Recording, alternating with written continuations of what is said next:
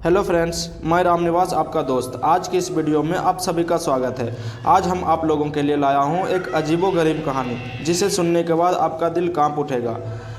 इसका टाइटल है मैं नर्क से बोल रहा हूं। वाकई में ये ऐसी कहानी है जिसे सुनने के बाद आप सभी का दिल कांप उठेगा। तो बने रहिए कहानी के लास्ट तक। हे पत्थर पूजने वालों, तुम्हें जिंदा आदमी की बात सुनने का अभ्यास नहीं, इसलिए मैं मर कर बोल रहा हूँ।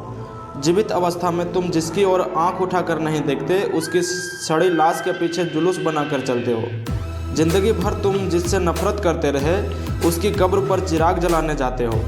मरते वक्त तक जिसे तुमने चुल्लू भर पानी नहीं दिया, उसके हाड़ गंगा जी ले जाते हो। अरे तुम जीवन का तिरस्कार और मरण सत्कार करते हो, इसलिए मैं मर कर बोल रहा हूँ। मैं नर्क से बोल रहा हूँ। मगर मुझे क्या पड़ी थी कि ज़िंदगी भर बेजुबान रहकर यहाँ नर्क के कोने में बोलता।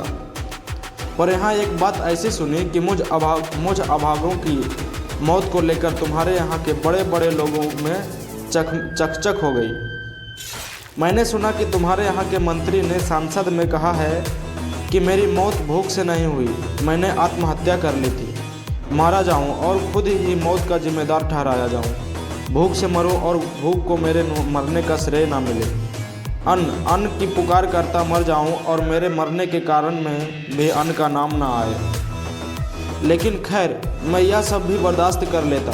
जिंदगी भर तिरस्कार का स्वाद लेते लेते सहानुभूति मुझे उसी प्रकार अरुचिकर हो गई थी जिस प्रकार शहर के रहने वाले को देहात का शुद्ध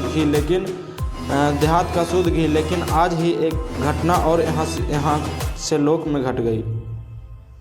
हुआ यह कि स्वर्ग और नर्क को जो दीवार अलग करती है, उसकी सेंध में से आज सवेरे मेरे कुत्ते ने मुझे देखा और कुर करके प्यार जताने लगा। मेरे आश्चर्य और क्षोभ का ठिकाना ना रहा कि मैं यहाँ नर्क में और मेरा कुत्ता उस ओर स्वर्ग में। यह कुत्ता मेरा बड़ा प्यारा कुत्ता युधिष्ठिर के कुत्ते से अधिक।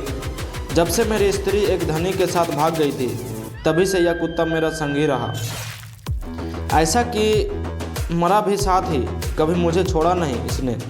बगल का सेठ इसे पालना चाहता था। सेठानी तो इसे बेहद प्यार करती थी, पर यह मुझे छोड़कर गया नहीं, लुभाया नहीं। सो मुझे सुख ही हुआ कि वह स्वर्ग में आनंद से है।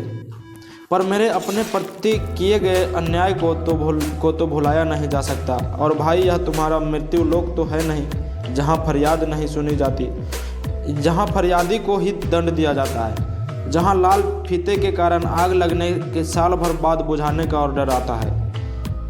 यहाँ तो फरियाद तुरंत सुनी जाती है। सो मैं भी भगवान के पास गया और प्रार्थना की, हे भगवान, पृथ्वी पर अन्याय भोगकर इस आशा से यहाँ आया कि न्याय मिलेगा।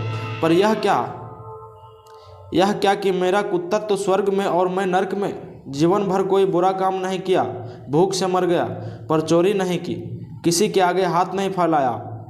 और यह कुत्ता जैसे कुत्ता होता है वैसा ही तो है यह। कई बार आपका भोग खाते पिटाया और इसे आपने स्वर्ग में रख दिया। और भगवान ने एक बड़ी वही देखकर कहा कि इसमें लिखा है कि तुमने आत्महत्या की। मैंने कहा कि नहीं महाराज, मैं भूख से मरा, मैंने आत्महत्या नहीं की।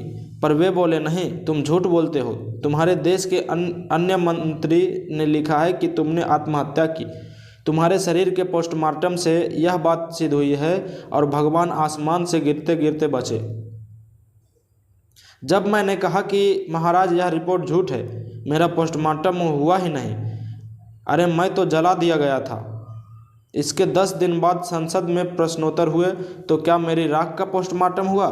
और तब मैंने उन्हें पूरा हाल सुनाया। लो तुम भी सुनो।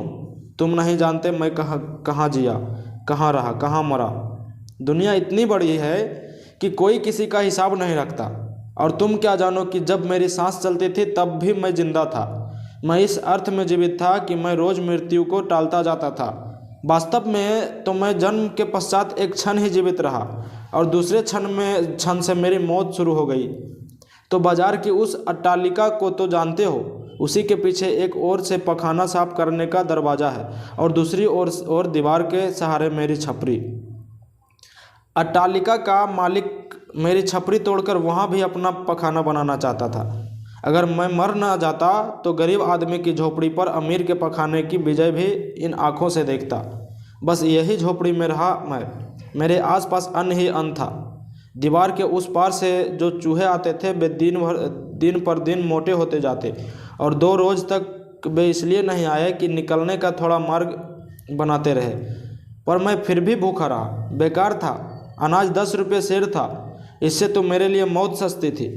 आखिर मेरी मौत भी आई। जिस दिन आई उस दिन अट्टालिका के उस पार वाले राइस के लड़के की शादी थी। बड़ा अमीर था, सारा गांव जानता था कि उसके पास हजारों बोरे अन्न थे, पर कोई कुछ नहीं कहता था। पुलिस उसकी रक्षा करती थी, और उस दिन मेरी मौत धीरे धीरे काला पंजा बढ़ाती आई। कुछ सीखने को भी मिली होगी। तो दोस्तों, वीडियो को लाइक करें, शेयर करें, कमेंट करें, और ऐसे ही और शानदार वीडियो पाने के लिए हमारे चैनल को सब्सक्राइब करें, ताकि हमारी आने वाली सभी वीडियो सबसे पहले आपके पास पहुंचे। So thank you, love you. मिलते हैं नेक्स्ट वीडियो।